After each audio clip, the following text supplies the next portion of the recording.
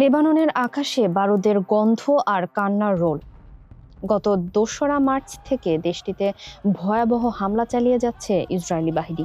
অথচ যুদ্ধবিরতির চুক্তিতে ৮ই এপ্রিল থেকে ইরানে হামলা বন্ধ রাখলেও লেবাননকে লক্ষ্যবস্তু করা থেকে সরেনি ইসরায়েল। এই সংঘাত এখন মধ্যপ্রাচ্যের স্থিতিশীলতাকে খাদের কিনারে নিয়ে দাঁড় করিয়েছে। এই উত্তপ্ত পরিস্থিতির মধ্যেই গত ১১ই এপ্রিল পাকিস্তানের মধ্যস্থতায় ইরান ও যুক্তরাষ্ট্রের মধ্যে অনুষ্ঠিত হয় এক ঐতিহাসিক পরোক্ষ বৈঠক।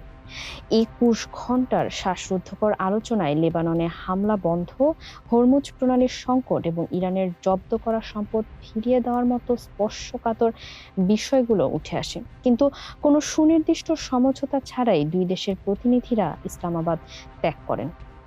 এদিকে ইসরায়েলের নিরাপত্তা মন্ত্রিসভায় কোনো ভোটাভুটি ছাড়াই হঠাৎ লেবাননে ১০ দিনের যুদ্ধবিরতি ঘোষণা করেন ট্রাম্প। প্রশ্ন হচ্ছে, ইরান যুক্তরাষ্ট্র সমঝোতা যখন অনিশ্চয়তার মুখে, তখনই ট্রাম্প কেন লেবাননে ১০ দিনের যুদ্ধবিরতি ঘোষণা করলেন? বিশ্লেষকরা বলছেন, ট্রাম্প যে কোনো মূল্যে ইরানের সঙ্গে একটি চুক্তিতে পৌঁছাতে ইচ্ছুক। আর ইরানের অন্যতম শর্তই ছিল লেবাননে হামলা বন্ধ করা। মূলত তেহরানকে আলোচনার টেবিলে ধরে রাখতেই ট্রাম্পের এই ঝটিকা যুদ্ধবিরতি ঘোষণা করা।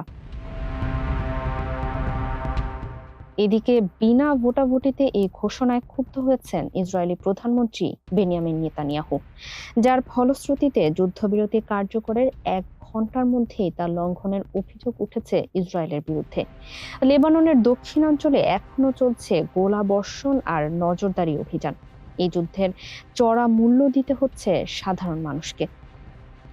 লেবাননে এ পর্যন্ত ২১০০ জনেরও বেশি মানুষ প্রাণ হারিয়েছেন, আহত হয়েছেন হাজার হাজার এবং বাস্তুচ্যুত হয়েছেন ১০ লক্ষাধিক মানুষ। ফারিহ আহমেদ, মানবকণ্ঠ।